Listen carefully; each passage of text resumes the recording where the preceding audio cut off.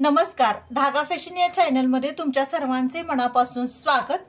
तर आजच्या व्हिडिओमध्ये आपण बघणार आहोत की चौकोनी गळा हा मी चौकोनी गळा तयार केलेला आहे, म्हणजे कटिंग करून घेतलेला आहे। ह्याला अस्तर लावलेला आहे, बघू शकता आतनं कॉटनचं मी। आणि चौकोनी गळ्याला फिनिशिंग पट्टी कशा पद्धतीने लावायची अगदी खूप छान आणि खूप सोप्या पद्धतीने तुम्हाला मी चौकोनी गळ्याला फिनिशिंग पट्टी लावायचं मी आज दाखवणार आहे। तर बघू शकता अस्तरचं जे कापड आहे ना ते मी असं पूर्ण पट्टी मी कट करून घेतलेली आहे, म्हणजे 1.5 इंच पट्टीची रुंदी मी घेतलेली आहे आणि स्ट्रेट पट्टी घेतलेली आहे, म्हणजे क्रॉस घेतलेली नाही। म्हणजे आपण जर समजा गोलगळा वगैरे करायचा असेल तर त्याला तुम्ही क्रॉस पट्टी घ्यावीच लागते, पण जर समजा चौकोनी पंचकोनी जर गळा तुम्हाला तयार करायचा असेल तर तुम्ही स्ट्रेट पट्टी घेऊ शकता आणि त्यातून तुम्ही पंचकोनी आणि चौकोनी गळ्याला फिनिशिंग पट्टी नक्की लावू शकता। तर हे पूर्ण मी अशा पद्धतीने एक साइडला फोल्ड करून घेतलेला आहे आणि आता ही पट्टी कशा पद्धतीने लावायची आणि फोल्ड कशा पद्धतीने करायचं हे आजच्या व्हिडिओमध्ये मी तुम्हाला दाखवणार आहे। तर चला करूया सुरुवात। तर आता आपण इथून लावायला सुरुवात करूया। 1.5 इंच आपल्याला अंतर ठेवायचं आहे।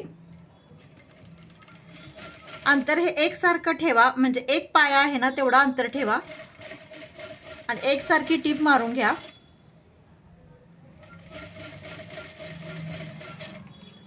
इथं बघू शकता, इथे आल्यानंतर तुम्हाला असा क्रॉस करायचा आहे, म्हणजे पूर्ण पट्टी आहे ना ही तुम्ही बघू शकता कशा पद्धतीने मी फोल्ड केलेली आहे।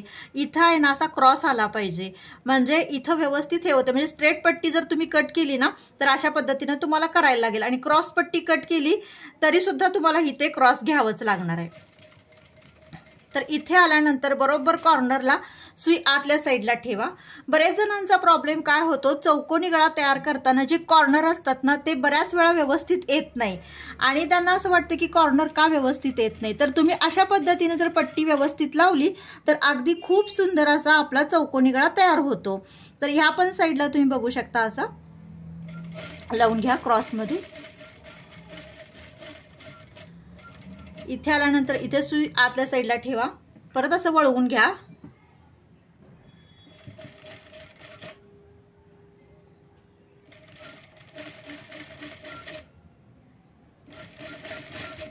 मी अगदी सगळीकडे पूर्ण एकसारखं अंतर ठेवलेलं आहे।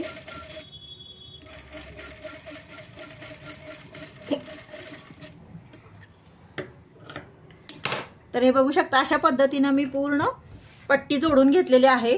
गळा उंची आणि रुंदी तुमची जेवढी ब्लाऊजची आहे तेवढी तुम्ही ठेवू शकता आणि त्यानुसार अशी पट्टी तुम्ही जोडू शकता। आणि ही जी आहे ना ही स्ट्रेटच पट्टी कट केलेली आहे, म्हणजे क्रॉस पट्टी नाही कट केली तरी सुद्धा चालते। आणि 1.5 इंच मी अंतर ठेवलेलं आहे, बघू शकता व्यवस्थित तुम्ही। आता ह्या पट्टीला आपण काय करायचं, हे इथं जे कॉर्नर आहेत ना हे जिथं टीप आहे त्याच्या अलीकडे तुम्हाला असा कट मारून घ्यायचा आहे, जेणेकरून हे कॉर्नर व्यवस्थित यावं आणि स्क्वेअर व्यवस्थित छान दिसावा असा, बघू शकता। आता ही पट्टी आपल्याला आतल्या साईडला ढकलायची आहे। आता हे तुम्ही इथून दाब टीप मारून जरी फोल्ड केला तरी चालेल किंवा डायरेक्ट तुम्ही असा जरी फोल्ड केला तरी काही प्रॉब्लेम येत नाही। तर बघू शकता आता आपण ह्याच्यावरून टीप मारून घेऊया।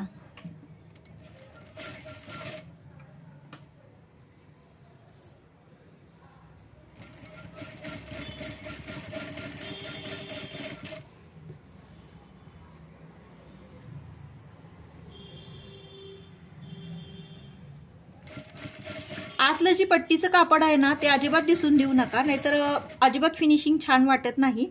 ते व्यवस्थित आता आतल्या साईडला असं सरकवून घ्या।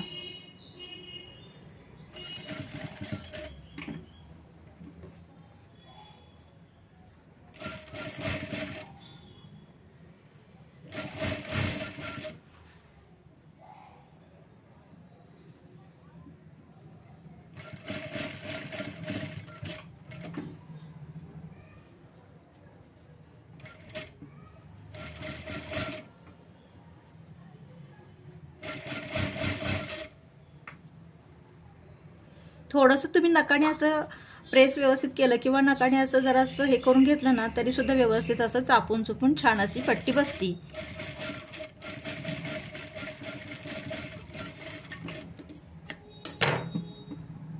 तर बघू शकता कसा छान असा आपला चौकोनी गळा तयार झालेला आहे, असा छान व्यवस्थित झालेला आहे। तर तुम्ही जे आतली पट्टी आहे ना तिथं तुम्ही हेमिंग पण करू शकता। जर तुम्हाला हेमिंग नको असेल तर तुम्ही एका साइडला म्हणजे तुम्ही बघू शकता इथे तुम्ही इथून टिप मारून पण डबल टिप म्हणजे असं घेऊ शकता, हेमिंग पण करू शकता किंवा टिप पण मारून घेऊ शकता, हे तुमच्या आवडीवरती अवलंबून आहे। तर बघा किती सोप्या पद्धतीने आणि अगदी छान पद्धतीने मी फिनिशिंग पट्टी कशा पद्धतीने चौकोनी गळ्याला लावायची आणि छान पद्धतीने चौकोनी गळा कसा तयार करायचा हे आजच्या व्हिडिओमध्ये तुम्हाला मी दाखवलेलं आहे। तर बघा चौकोन हे कॉर्नर पण किती व्यवस्थित आलेलं आहे, कुठेही कापड आतल्या साईडचं बाहेर दिसत नाहीये आणि व्यवस्थित सुंदर असं फिनिशिंग आलेला आहे। तर अशा पद्धतीने तुम्हीही तुमच्या ब्लाउजला अशा पद्धतीने फिनिशिंग पट्टी लावून नक्की बघा। तर मैत्रिणींनो तुम्हाला हा व्हिडिओ कसा वाटला नक्की कमेंट करून सांगा, आवडल्यास लाईक शेअर आणि सबस्क्राइब करा। भेटूया नेक्स्ट व्हिडिओमध्ये, बाय।